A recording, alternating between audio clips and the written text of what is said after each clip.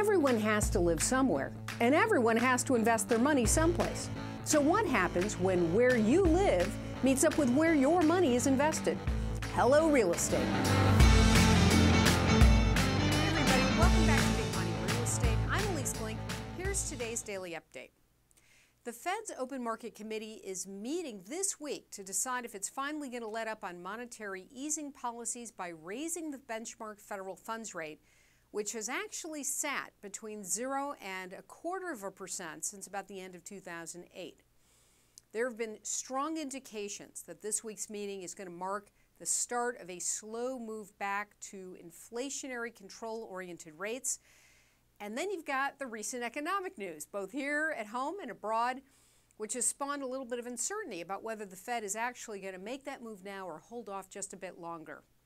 Into that breach falls any home buyer rushing to beat any major mortgage rate shifts spawned by the Fed moves. So today, I'm happy to welcome Lorraine Woellert. She's senior correspondent at Redfin to Big Money Real Estate to talk about what she's found in her reporting on the issue and what home buyers are doing to weather against this uncertainty.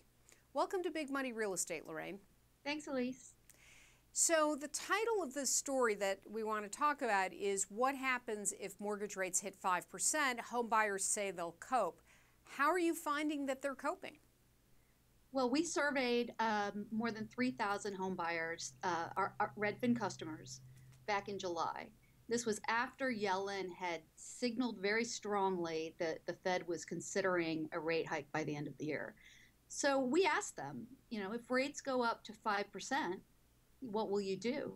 And almost all of them said, well, we'll just keep looking for a house. We had 44% of them say, yeah, I'll just lower my expectations. I'll go for something smaller, something less expensive, but it's not going to change my, it's not going to deter me from buying. So these home buyers are still going to buy a house. They're just going to either buy a smaller house that's more affordable, or maybe they'll change neighborhoods?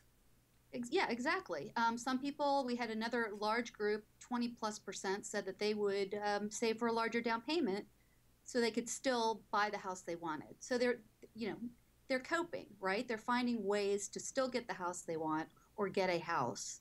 They're not going to be deterred by an uptick in rates. One of the things that I thought was most interesting about your survey is that fewer than 5% of buyers actually list mortgage interest rates as their top worry. They're much more worried about affordability, which is, of course, mortgage interest rates. That plays together completely. Another chunk was concerned about competitions from buyers, and then 14% said inventory was their top concern. Why do you think that home buyers don't list rising mortgage rates as something more of a concern for them? Well, that really surprised us too. We went into this survey thinking that mortgages were going to be the big story, and as you point out, they weren't. But as you also said, rates do play into affordability, right? So, and we all know what home prices have been doing the last year or so. It's crazy. I mean, we're going to put a report out on Thursday showing another double-digit increase in prices in San Francisco, for example. So I think that everybody sees the bottom line, which is the price. And it's a daunting number. It's scary. More and more people can't get into home ownership or can't afford to move up, and so mortgages sort of recede into the background of this, this scary increase in prices that we've been seeing. So we're making the case that a gradual increase in rates might actually serve a purpose in slowing down some of this overheating in price. Well, nothing's going to slow down San Francisco as long as you keep minting billionaires, every 20 minutes, it seems like. But aside from, I know that you're in quite a lot of the markets now across the country. Are you seeing home prices rise that same rate anywhere else? I mean, no, we have seen, there are a lot of hot cities. Denver is a good example. DC is still really strong. But now, there are a lot of places in the country where, growth is sort of normal, like Chicago would be a good example. And you can still buy an affordable house in a good neighborhood. So, there are pockets of kind of craziness.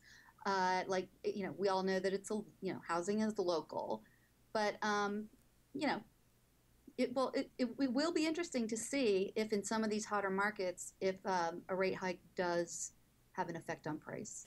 My thinking is that you're really going to have to see mortgage interest rates hit a lot higher than 5% to slow things down. Although we're going to see this mortgage interest rate rise begin at sort of the 9-month out period of the presidential election.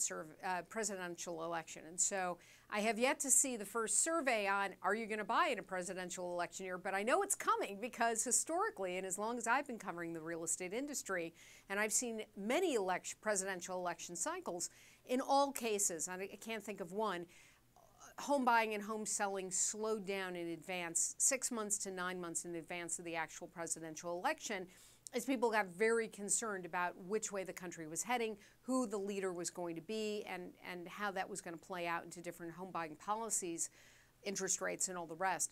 Are you starting to see anybody think about this or talk about this over at Redfin? We haven't yet, but yes, this is exactly what happens. And so we could be seeing two things happening at once. Like you said, the usual 4-year slowdown from the presidential campaign, at the same time that the Fed is starting to raise rates. So we could have a twofer, early next year. It should be very, very interesting. Lorraine, thank you so much for being with us and sharing some of the findings. No problem. Good to be here.